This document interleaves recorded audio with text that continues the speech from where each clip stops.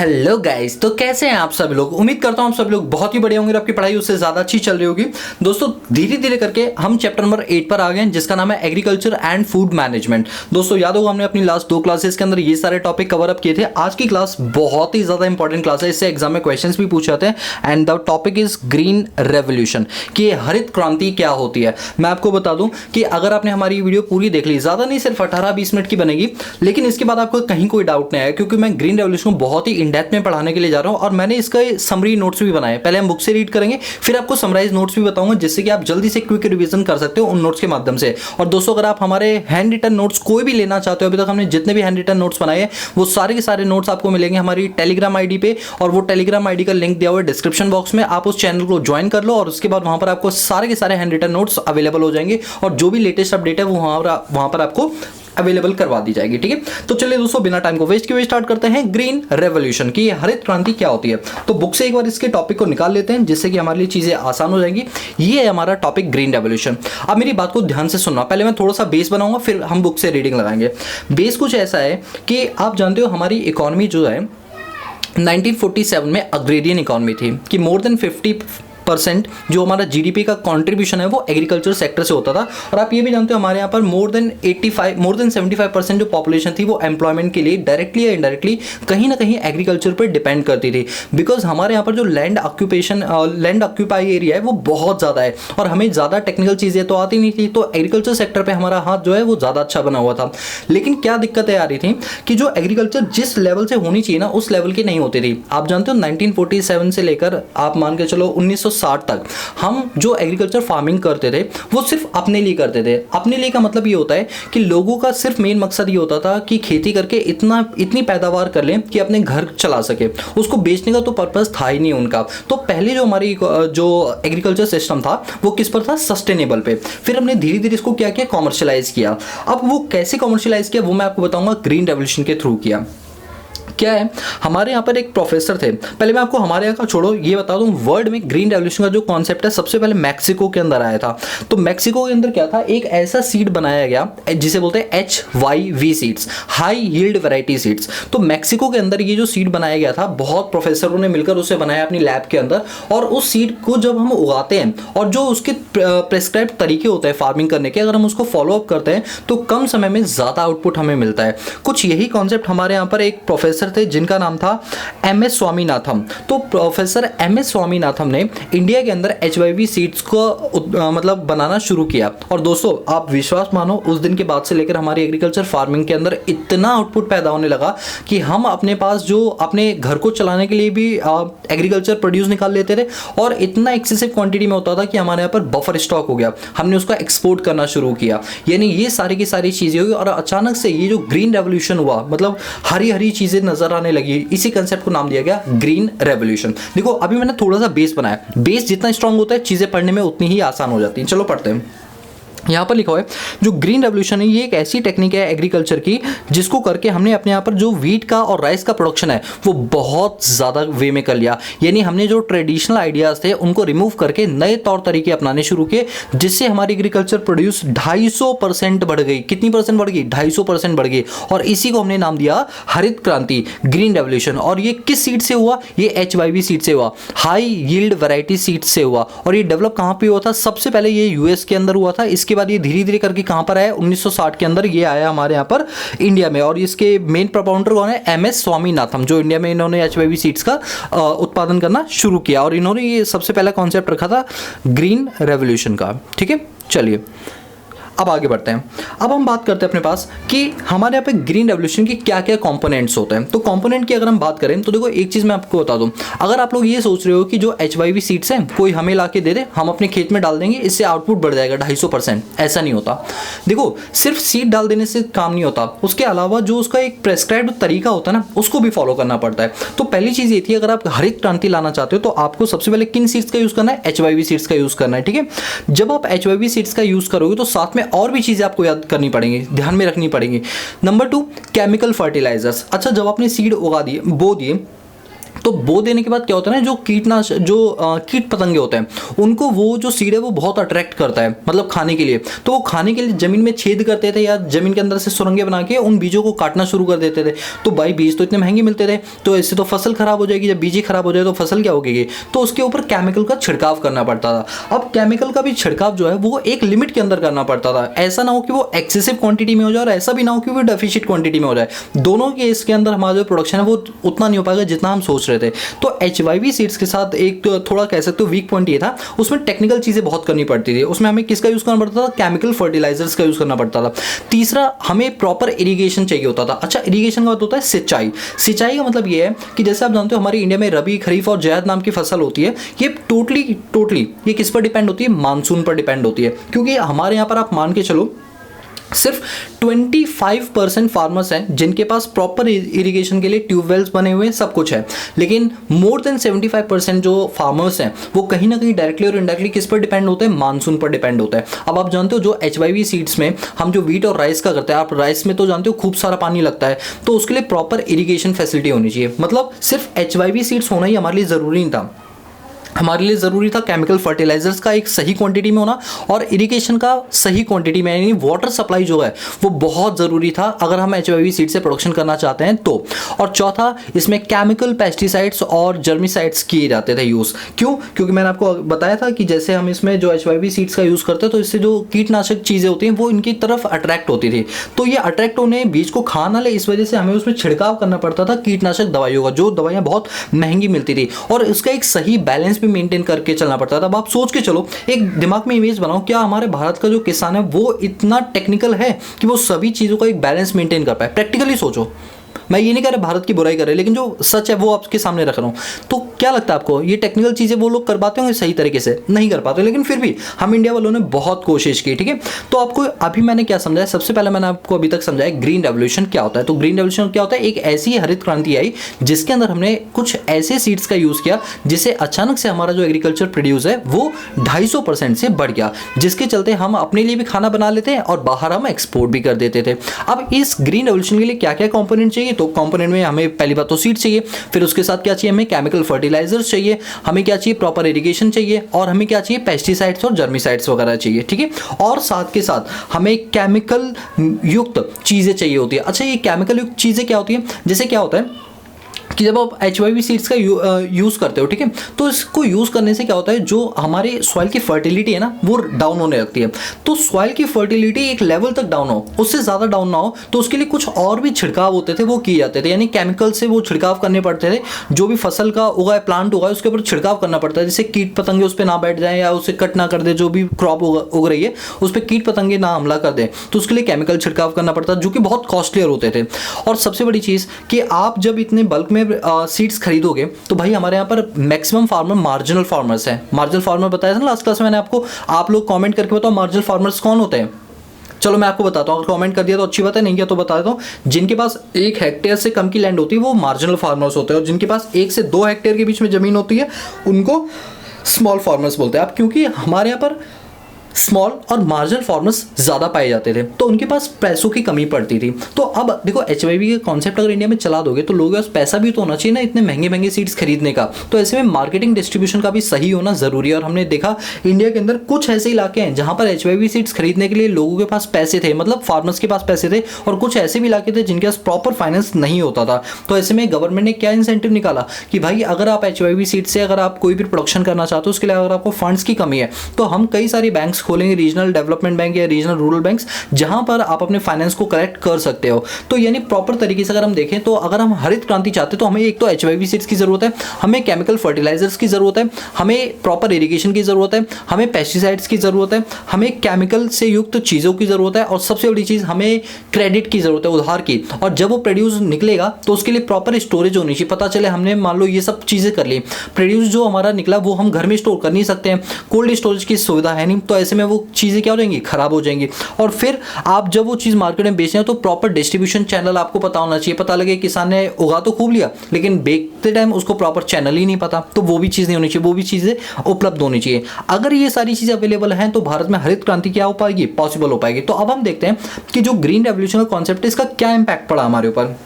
तो इम्पैक्ट कुछ ऐसा पड़ा, यहाँ देखो impact of green revolution, impact positive भी पड़ा नेगेटिव भी पड़ा। याद रखना आज की डेट में कोई भी ऐसी चीज़ नहीं जिसका सिर्फ और सिर्फ पॉजिटिव इम्पैक्ट हो, कोई भी ऐसी चीज़ नहीं है। हाँ ये बोल सकते हैं कि इसके नेगेटिव इम्पैक्ट कम है और उसके नेगेटिव इम्पैक्ट ज़्यादा है, मतलब हर सिक्के के जैसे दो पहलू होते हैं वैसे ही ग्रीन रेवोल्यूशन के दो साइड थे, पॉजिटिव साइड्स और negative sides.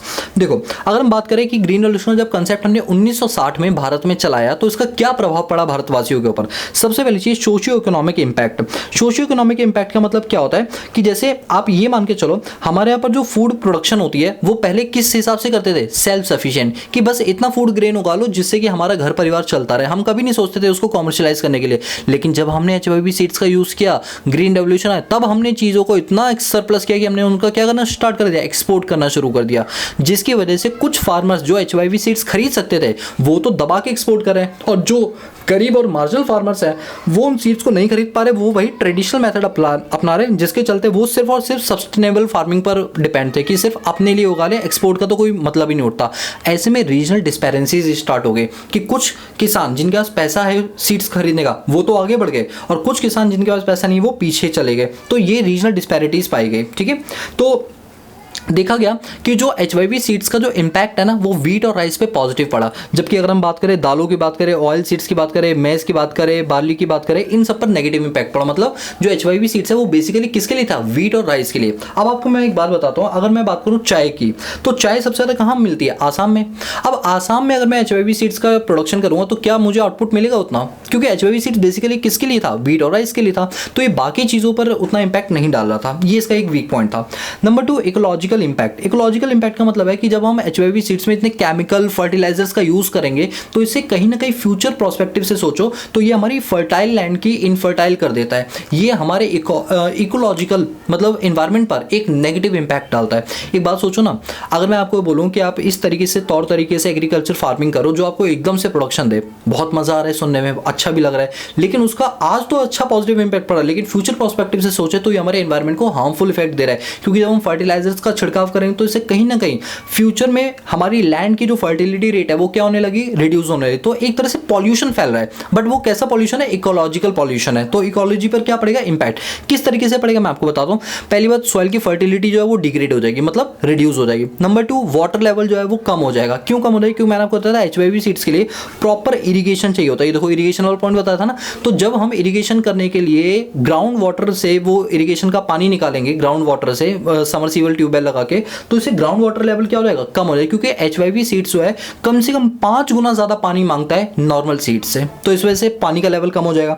Number 3, environmental degradation. Environmental degradation क्यों होगा, क्योंकि हम केमिकल्स का यूज कर रहे हैं, हम ऐसे इंसेक्टिसाइड्स का यूज कर रहे हैं, तो कहीं ना कहीं केमिकल वाली चीजें यार आप जानते हो ना फ्यूचर में कहीं ना कहीं दिक्कत तो करती हैं। ठीक है, और इसके बाद क्या है, toxic level of food chain. अच्छा एक बात बताओ, जब आप केमिकल्स का यूज़ करके सीड्स में वहाँ से प्रोड्यूस निकाल लो तो आपको क्या लगता है उससे जो गेहूँ या चावल उगाया जा रहा है जब हम कल को वो कंज्यूम करेंगे तो कहीं ना कहीं उसकी जो बायोलॉजिकल इफेक्ट है उसमें चेंज आया होगा, नहीं आया होगा, बिल्कुल आया होगा। और जब हम उसे कंज्यूम करेंगे तो वो हमारे ऊपर नेगेटिव इंपैक्ट डालेगा, पॉजिटिव वो भी नेगेटिव डालेगा। आप नहीं देखते कि पहले आपके मम्मी पापा बोलते हैं कि जब हम गाँव में रहते थे ना तब तो भाई साहब इतना शुद्ध खाना मिलता था जिसकी वजह से आज हमारी जो एज है वो ज़्यादा है, लाइफ एक्सपेक्टेंसी रेट ज़्यादा है। बट शहरों के अंदर खान पान कुछ ऐसा हो गया कि जिससे लाइफ एक्सपेक्टेंसी रेट बहुत कम हो गई, छोटे छोटे बच्चों को कैंसर होने लगा है, हार्ट की बीमारी होने, हार्ट में छेद हो जाता है, किडनी में डैमेज हो, लीवर डैमेज हो जाता है। क्या है उसके पीछे रीजन है, जबकि वो बाहर का उतना नहीं खाते फिर भी हो जाता है, क्योंकि हमारे यहाँ पर जो एचवाईवी सीड से प्रोडक्शन हो रहा है वो toxic level of food chain generate कर रहा है, कि जो गेहूं बन के निकल भी रहा है या जो चावल बन के निकल भी रहा है उससे एचवाईवी सीड से, उसको जब हम खाते हैं तो इससे ये कहीं ना कहीं हमारे बीमारियां बढ़ने की संभावना हो जाती है।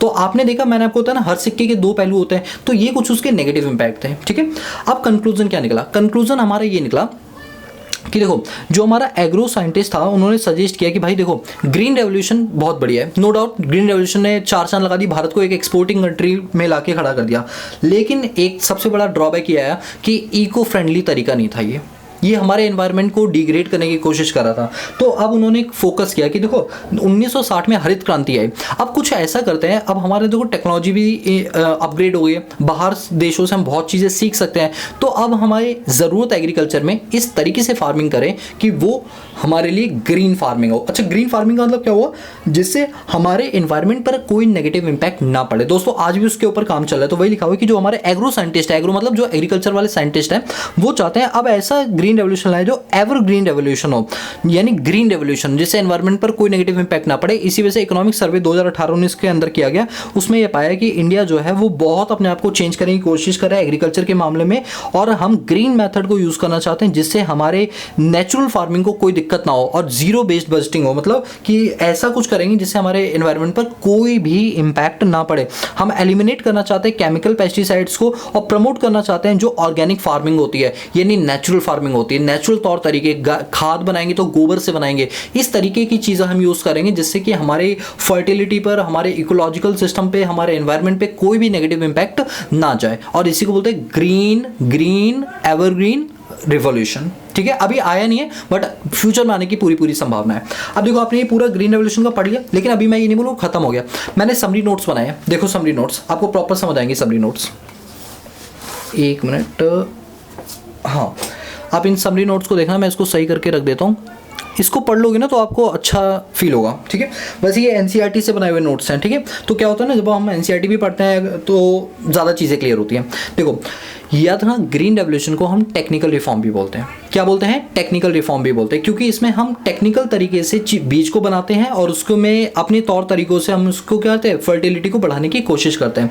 वही लिखा हुआ है, ये एक ऐसी सिचुएशन है जहाँ पर हम एग्रीकल्चर प्रोडक्शन को इंक्रीज करते हैं किसकी हेल्प से? HYV सीड्स की हेल्प से, जिसको बोलते हैं high yield variety seeds. Mexico ने इसकी सबसे पहले शुरुआत की थी। अगर हम बर्थ प्लेस की बात करें HYV सीड्स की, तो वो कहाँ थी? मैक्सिको में थी। इसके बाद ये ग्रीन रेवोल्यूशन इंडिया में आ पाए just because of doctor MS Swaminathan. इन्होंने ये स्टार्ट किया था कॉन्सेप्ट इंडिया में। इन्होंने कहा था आप HYV सीड्स का यूज करो, केमिकल फर्टिलाइजर्स का यूज करो, पेस्टिसाइड्स का यूज करो, साइंटिफिक क्रॉप रोटेशन यूज करो और मॉडर्नाइजेशन लेकर आओ। जो पुराने तौर तरीके उनको छोड़ के नए तौर तरीके से फार्मिंग करो, तो कहीं ना कहीं से आपका जो प्रोडक्शन है वो बढ़ना शुरू हो जाएगा। तो हमारे यहाँ पर जो ग्रीन रेवोल्यूशन है वो दो फेज में पाएगा, फेज 1 और फेज 2। फेज 1 जो 1960 से 1970 यानी एक दशक की अगर हम बात करें, अब HYV सीड्स इंडिया में कब आया था? 1960 का आया था।